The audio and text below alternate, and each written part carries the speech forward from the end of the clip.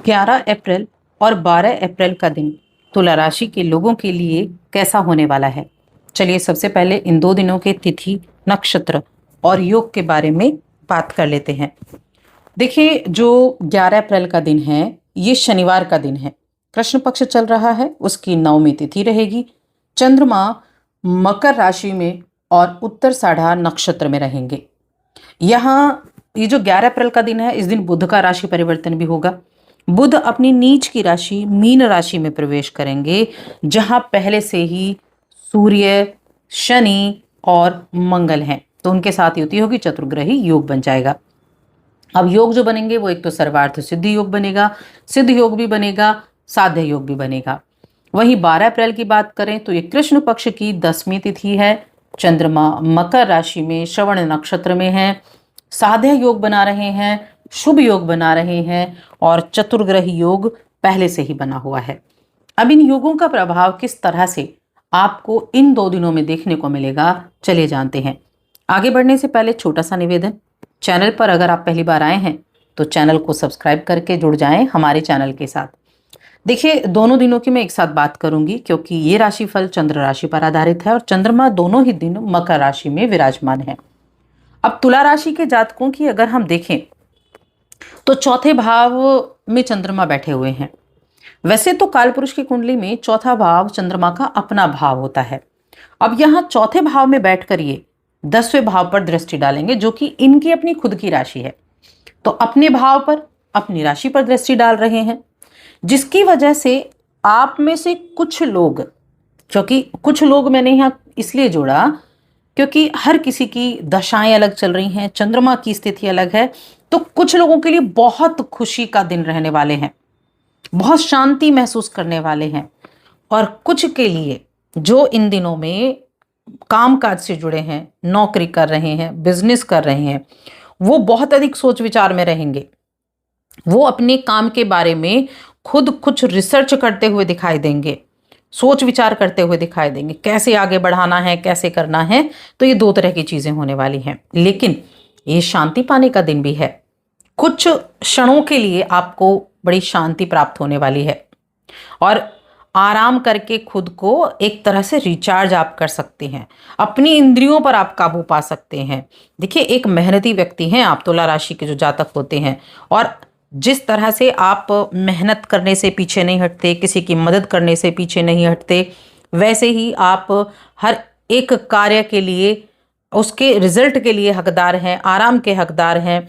तो अपने ऊपर भी आपको ध्यान देना चाहिए कि दूसरों को खुश करने में इतने ज़्यादा व्यस्त ना हो जाएं कि अपने ऊपर ध्यान ही ना दें। बहुत टेंशन लेते हैं चीज़ों के बारे में सोच विचार करके कि कोई भी मुझसे नाराज नहीं होना चाहिए, सबको खुश रखना है, क्योंकि वाणी बड़ी मधुर है और बैलेंस बनाना बहुत अच्छे से आता है।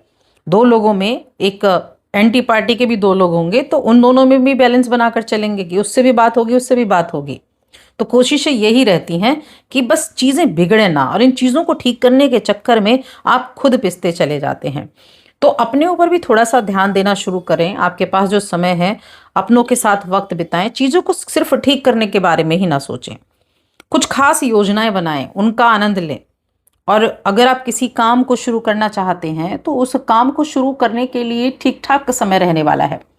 अगर आपने किसी जॉब के लिए अप्लाई किया हुआ है तो वहां से कोई ना कोई आपको न्यूज़ जरूर सुनने को मिलेगी। तो अपने संपर्कों को दुरुस्त रखें, इस अवसर का लाभ उठाएं। अगर आपकी पसंदीदा वो जॉब है जिसका सपना आपने देखा कि आपने वहां अप्लाई किया कि काश यहाँ से कॉल आ जाए, तो ऐसी स्थितियां भी बन सकती हैं कि आपकी वो इच्छाएं पूरी हों। और इस मौके को भुनाना ना भूलें और इस मौके को छोड़ ना दें, ये ध्यान रखें। अगर आप व्यापार करते हैं तो व्यापार के मामले में आपके जो संपर्क हैं वो बनेंगे। और देखिए, आर्थिक संभावनाएं बन रही हैं, व्यापार को बढ़ाने की संभावनाएं बन रही हैं। बस आपको अपने काम को शांति के साथ आगे बढ़ाना है, आपकी इनकम भी बढ़ेगी। ये समय आप ज़्यादा से ज़्यादा काम खत्म करने के बारे में सोचेंगे, जल्दी से ज़्यादा काम खत्म करके घर वापस चलें, इस तरह की चीज़ें रहेंगी 11 अप्रैल के दिन। और फिर अपनी बैंक पर भी नज़र रहेगी, आपका जो बैंक अकाउंट है उस पर भी नज़र रहेगी, कहीं से पैसा आने वाला हो, बिजनेस कर रहे हैं उनके लिए भी। तो नज़रें जो हैं वो ऐसे टिकी रहेंगी, कब कब मेरे पास एक ऐसा मैसेज आएगा। तो ऐसी मन में जो है चीज़ें रहेंगी करियर को लेकर। अब देखिए, स्वास्थ्य की मैं बात करती हूँ। स्वास्थ्य के मामले में कैसा है, तो स्वास्थ्य आपका अच्छा रहेगा, ऐसा नहीं हेल्थ इशू बहुत ज़्यादा नहीं रहेंगे, ठीक ठाक रहने वाला है। और अपने किसी अपने से मिलकर, किसी दोस्त से मिलकर या किसी ऐसे रिलेटिव से मिलकर जो जिससे मिलना आपको पसंद हो, वो आपके मन को खुश कर देगा, तो मुलाकात बहुत अच्छी रहेगी। देखिए, भविष्य को ना हर एक व्यक्ति सिक्योर करना चाहता है, आर्थिक रूप से मजबूत बनना चाहता है। उसके लिए थोड़े से एफर्ट शुरुआत में हर एक व्यक्ति को करने होते हैं, और साथ में थोड़ा मैनेजमेंट भी करना होता है। तो धन की बचत को लेकर थोड़ा ध्यान देना आवश्यक है कि आज से ही थोड़ा बचत करना शुरू करें, छोटे छोटे इन्वेस्टमेंट करना शुरू करें। घर में भी कुछ बदलाव लाने के लिए आप तैयार हैं तो घर के जो बाकी सदस्य हैं उनसे भी राय मशवरा ज़रूर ले लें। कुछ लोगों को आदत होती है सारे डिसीजन खुद लेने की, सामने घर में और जो सदस्य हैं वो क्या सोचते हैं उससे कोई फर्क नहीं पड़ता। तो थोड़ा अपनी सोच में भी बदलाव लेकर आना है। बाकी के मेंबर्स से भी पूछना है कि क्या ये चीज़ें बदलाव के लिए ठीक हैं या नहीं।